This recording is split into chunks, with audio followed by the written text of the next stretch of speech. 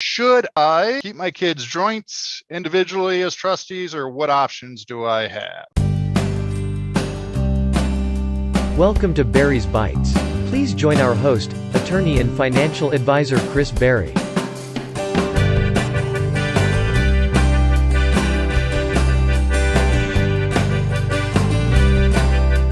Let's say you set up a trust, and there's a couple roles that have to be filled with a trust. And so the first role is the grantor. That's the person that creates the trust. Layman terms, we call that the trust maker. That's the person who can make changes to the trust. Second role is that of a trustee. So who's in charge of the trust? I sometimes talk about a trust as a suitcase or piggy bank. Who's holding on to it? Who can manage the investments inside of the suitcase? Or who makes decisions? And then third role is beneficiary. So who receives benefit of the assets in the trust? So normally when you set up a trust, you serve all three roles, and you're always going to be the grantor. You're always the trust maker.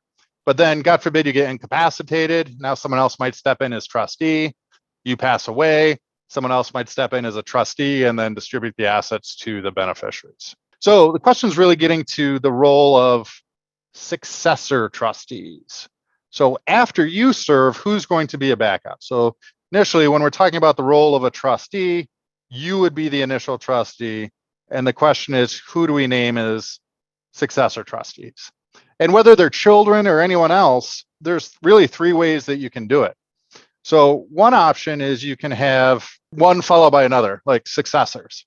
So you could have successors. And so successors might be you first, followed by child one. And then if something happens to child one, then child two steps in.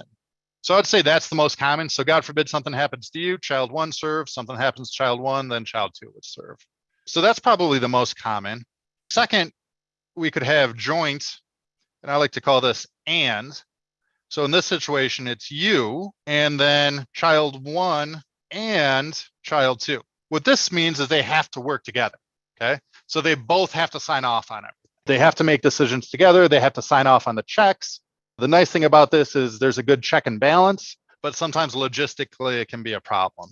And then third is we could have it, I call it joint or. So in this situation, you would serve as the initial trustee, and then we would have child one or child two. And so what this means is they have independent authority to act. So if child one wants to take care of some things and child two wants to take care of other things, they can do it. The advantage here, logistics makes it easier. The advantage here is you have a good check and balance. And the advantage here is clear responsibility, like not too many cooks in the kitchen. All three of these work. It's just a matter of kind of what is best for your family dynamic.